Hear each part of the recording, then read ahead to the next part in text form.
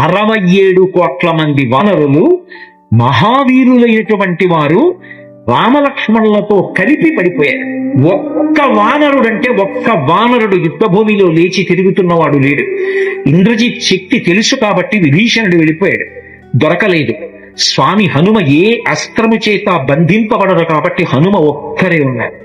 అందరిలో పెద్దవాడు, బ్రహ్మ యొక్క అంశలో వచ్చినవాడు జాంబవంతుడు నేల మీద పడిపోయి ఉన్నాడు. విభీషణుడు కాగడా పట్టుకుని అడిగాడు, తాతా కుశలమేనా అని అడిగాడు. వానరులలో శ్రేష్ఠుడైన హనుమ బ్రతికి ఉన్నారా అని అడిగాడు జాంబవంతుడు.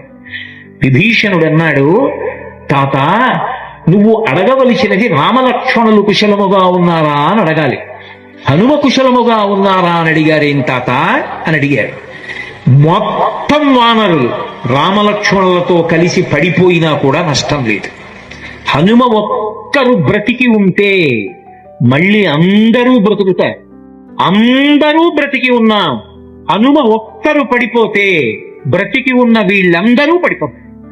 అందుకే నేను హనుమ బ్రతికి ఉన్నారా అని అడుగుతున్నాను. వంగి జాంబవంతుడి పాదములు పట్టుకుని తాతా హనుమ నీ కుశలం అడుగుతున్నాడు, నమస్కరించుతున్నాడు అన్నారు. కైలాసము పక్కన వృషభము అనబడేటటువంటి పర్వతం ఉంది. అక్కడ పరమశివుడు తన యొక్క త్రిశూలాన్ని ధనస్సుని నిలబెడతాడు. అక్కడే ఆదిశేషుడు ఉంటాడు. 2 పర్వతముల మధ్యలో ఓషధీ పర్వతం ఉంది. ఆ ఓషధీ పర్వతంలో 4 ఓషధులు ఉన్నాయి. మృత సంజీవని, విశల్యకరణి, సువర్ణకరణి, సంధానకరణి అని 4 ఉన్నాయి. ఆ 4 ఓషధులు తీసుకురావాలి. నువ్వు వెంటనే ఆ ఓషధులు తీసుకొస్తే వానరులు బ్రతుకుతారు. ఒక గుదుటున బయలుదేరి కైలాస పర్వతం దగ్గరికి వెళ్ళిపోయారు.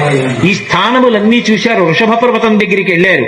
2 పర్వతాల మధ్యలో ఓషధీ పర్వతాన్ని చూశారు. ఓషధీ పర్వతం హనుమ వస్తున్నారు, ఓషధుల్ని తీసుకెళ్లిపోతారని కనపడకుండా వాటిని దాచింది. నా స్వామి అయినటువంటి రామచంద్రమూర్తి కార్యానికి పనికి రాకుండా ఓషధుల్ని దాస్తావానని